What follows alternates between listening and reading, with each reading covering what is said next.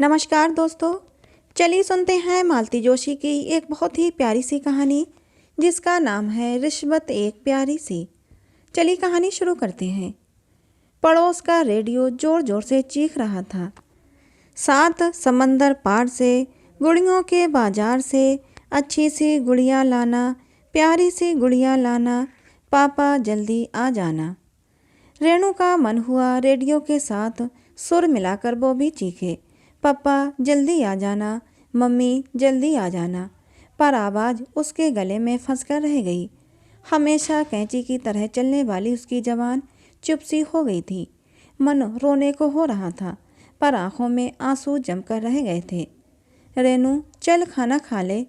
दीदी की आवाज़ कान में पड़ी तो वह चौंकी। सच उसने सुबह चाय के बाद से कुछ लिया ही नहीं था, पर भूख भी तो जैसे गायब हो गई थी। वह चुपचाप दीदी के पीछे चल दी। दीदी की आंखों से साफ पता चल रहा था कि वो अभी अभी खूब रोकर आई हैं, पर उसे कुछ पूछने का साहस नहीं हो रहा था। रसोई में चाची फुलके उतार रही थीं, आंखें उनकी भी लाल हो रही थीं। चाचा जी का सुबह से कहीं पता नहीं था। रेणु को इतना गुस्सा आ रहा था कि कोई उसे ठीक से कुछ बताता क्यों नहीं। दीदी और चाची लगातार रोज आ रही हैं। दादी ठाकुर जी के सामने धरना देकर बैठी हैं। चाचा जी हैं कि एकदम गायब हैं, मिलने वाले चले आ रहे हैं और उसे बार बार पढ़ने के बहाने भगा दिया जाता है।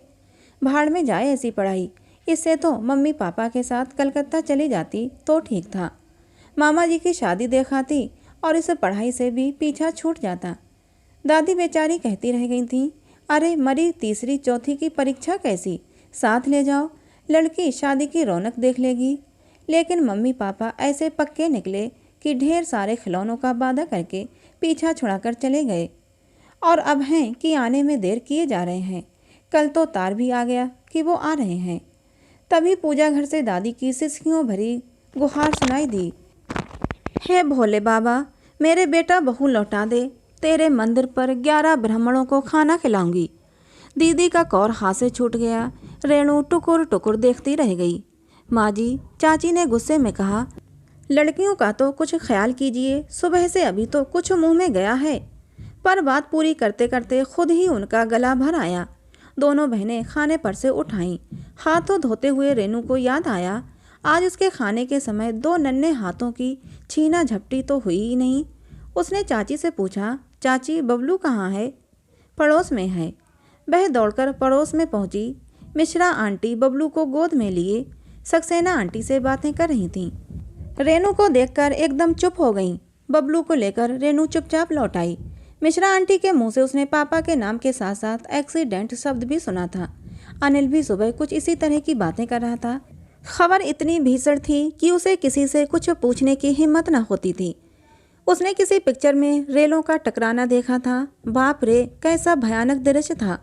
उसकी कल्पना से भी डर लगता है। उसकी नन्ही सी जान के लिए पहले ही क्या कम दुख थे। रोज सुबह उठकर स्कूल के लिए तैयार होना पड़ता था। शाम को जब मोहल्ले के बच्चे खेलते होते, उसे मास्टर जी के पास पढ़ना जाता था। दीदी तब तक सहेलियों के साथ सिनेमा चली जाती थी, पर उसे कोई सहेलियों के साथ पार्क तक भी नहीं जाने देता था। घर में रेडियो था, टेप रिकॉर्डर था, प्रेस थी, पर मजाल कि कोई उसे हाथ भी लगाने दे। कैमरा, थर्मामीटर जैसी चीज़ें तो उसकी पहुंच से 7 हाथ ऊपर रखी जाती थीं। पर इस नए दुख के सामने ये सारी तकलीफ़ें कितनी छोटी लग रही थीं। रेणु का मन विचारों में बहा जा रहा था। उसे होश भी नहीं था कि उसकी गोद में बबलू है। पर बबलू मियाँ इतने सीधे नहीं थे। बेचारे को भूख भी लग रही थी। उन्होंने रोकर रेणु के बगल नोचकर उसे अपनी बात समझाई, और फिर चाची को देखते ही उसने तार सप्तक में रोना शुरू कर दिया। और दिन होता तो दादी उसके रोने को लेकर घर में तूफान मचा देती। 100 काम छोड़कर चाची को उसे चुप कराना पड़ता। दादी की यही रट रहती थी, घर में ले देकर एक ही लड़का है, पर दोनों मिलकर उसे भी संभाल नहीं सकती। पर आज का दिन ही कुछ और तरह का था। बबलू का रोना सुनकर दादी चिल्ला पड़ी, चुप रहे करम जले, आते ही मेरे बेटे को खा गया।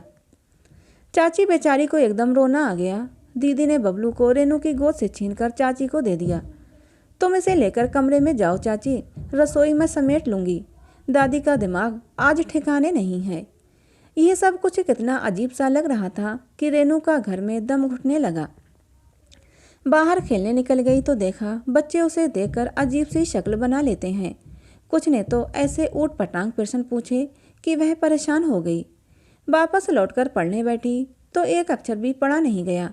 कल पेपर था और पढ़ाई का ये हाल था। आखिरकार भूगोल की किताब लेकर वो छत पर चली आई। पढ़ने को तो वो पढ़ रही थी, पर उसके कानों में दादी के ये शब्द गूंज रहे थे, मेरे बेटे को खा गया। तो क्या सचमुच पापा? इस कल्पना मात्र से ही उसके रोंगटे खड़े हो गए और मुडेर पर सिर रखकर वो चुपचाप बैठी रही। तुलसी महारानी, बुढ़ापे में किस अपराध की सजा मुझे दे रही हो मैया? दादी की आवाज़ सुनकर रेनू ने नीचे झांका। दादी तुलसी के चौरे के पास बैठी आंसू बहा रही थीं। अब दिन ढले उन्होंने ठाकुर जी के कमरे के बाहर पैर रखा था। रेनू को उन पर दया हो आई। बेचारी सुबह सवेरे उठकर नहाती हैं, 2-2 घंटे पूजा करती हैं, रोज 5 देवताओं के दर्शन करती हैं, शाम को तुलसी पर दिया जलाती हैं। भला वह कोई अपराध कैसे कर सकती हैं? फिर भगवान उन्हें ऐसी सज़ा क्यों दे रहे हैं? और सज़ा क्या अकेले उन्हीं को मिल रही थी? रेनू, दीदी, चाची जी सभी के लिए होगी ये सज़ा तो क्या सबों ने कोई अपराध किया होगा? रेनू बेचारी तो कभी कोई गलत काम नहीं करती, नियम से स्कूल जाती है, स्कूल से जो होमवर्क मिलता है पहले उसे करती है, तभी खेलने निकलती है। दोनों वक्त भगवान के सामने हाथ जोड़ती है, बड़ों के पैर छूती है, जो भी काम कहा जाता है फौरन कर देती है, बड़ों को जवाब नहीं देती। पर ये सब सोचते हुए रेनू को अपने कितने ही गलत काम भी याद आने लगे। एक बार मम्मी ने साबुन मंगाया था, उस दिन 5 पैसे बच गए थे। उसने टॉफ़ी लेकर खा ली थी। छिपाने का इरादा भी नहीं था, पर मम्मी ने हिसाब ही नहीं मांगा। रेनू भी भूल गई थी। एक बार पेन में स्याही भरने के चक्कर में ढेर की ढेर स्याही पापा की मेज पर गिर गई थी। पापा घंटों चीखते रहे, पर डर के मारे उसने बताया ही नहीं। बेचारे नाथू पर बेकार की डांट पड़ी। और एक बार सुस्मिता की डेस्क से इमली चुराई थी, रुखसाना की कॉपी से गणित के सवाल टीप लिए थे, होमवर्क करना भूल गई थी, सो एक बार टीचर जी से झूठ मूठ बुखार का बहाना बना दिया था। बाप रे, ये सारी छोटी छोटी गलतियाँ आज कितनी बड़ी लग रही हैं। मम्मी कहती हैं भगवान सबको देखते हैं। जरूर भगवान ने इन सारी बातों को नोट कर लिया है, तभी नाराज होकर उन्होंने उसे सजा देने का फैसला कर लिया है। अंधेरा घिराने पर जब वो नीचे उतरी तो उसका मन बुरी तरह कांप रहा था। ठाकुर जी के सामने वो देर तक बैठकर अपनी गलतियों के लिए माफ़ी मांगती रही। आगे से खूब अच्छी लड़की बनने का वचन उसने भगवान को दिया, तब कहीं जाकर मन को थोड़ा संतोष हुआ। रात में जब दीदी के पास सोई तो उन्होंने एकदम से उसे भींच लिया। दीदी के गले से लगकर सोते हुए उसे लगा कि उनके सिवाय अब संसार में उसका कोई नहीं है। दीदी, उसने कांपती आवाज़ में कहा। दीदी बोली, दूसरों की चिट्ठियाँ पढ़ना बुरा होता है ना? हाँ होता तो है, क्यों? दीदी ने पूछा। एक बार आपने मिन्नी दीदी के लिए चिट्ठी दी थी ना, वो हमने पढ़ ली थी। दीदी के कुछ कहने की प्रतीक्षा में वो कुछ देर रुकी, पर दीदी चुप ही रहीं।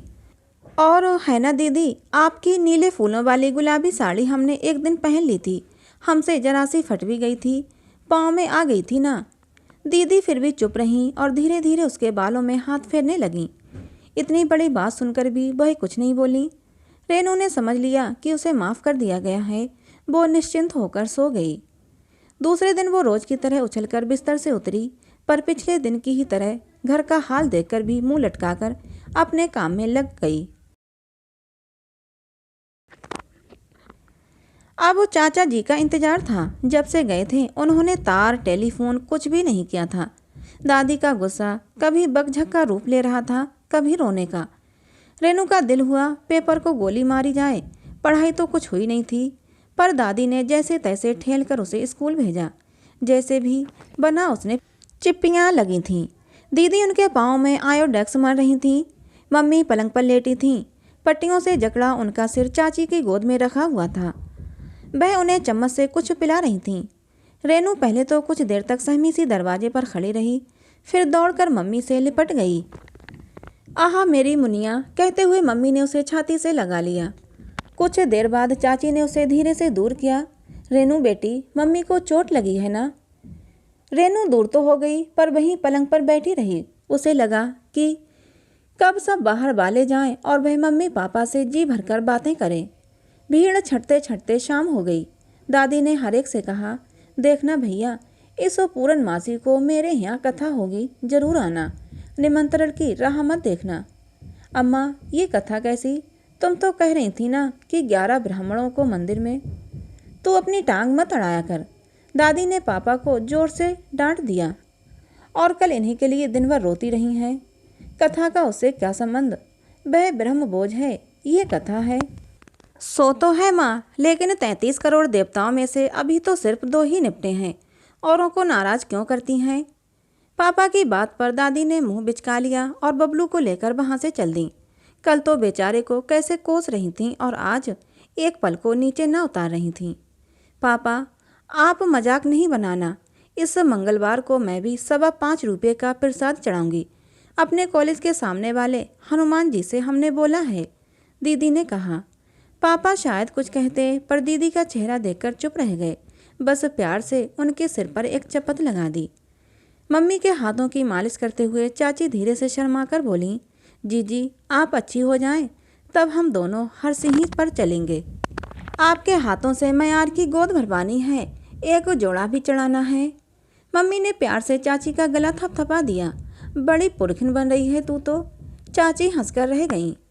और अपनी जीजी से भी तो पूछो, सर कुशल पहुंचने के लिए उन्होंने किस किस को रिश्वतें दी हैं।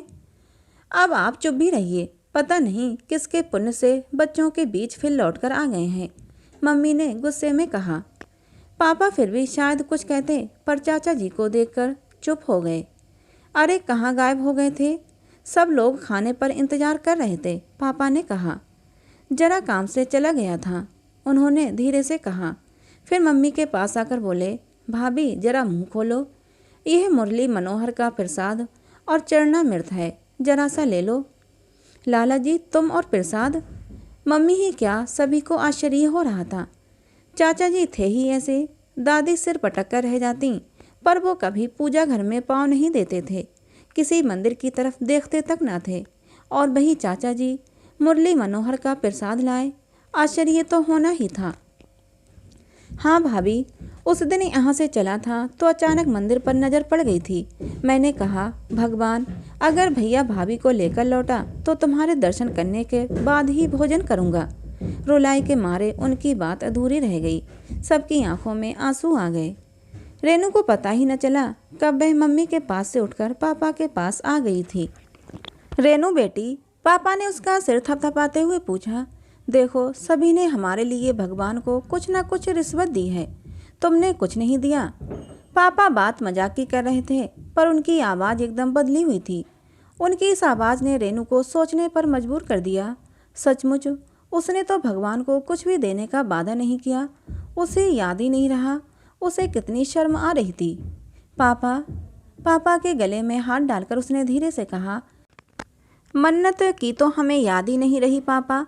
हमने तो सिर्फ ठाकुर जी से अपनी गलतियों की माफ़ी मांगी थी और अच्छी लड़की बनने का वादा किया था पापा। मेरी बच्ची, उसकी ज़रूरत ही क्या थी? सबसे प्यारी रिश्वत तो तूने ही उसे दी है।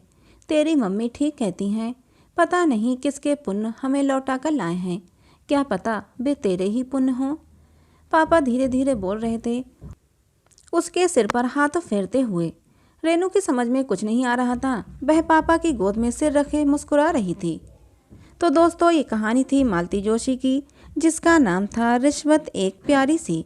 कहानी आपको कैसी लगी कमेंट करके ज़रूर बताना।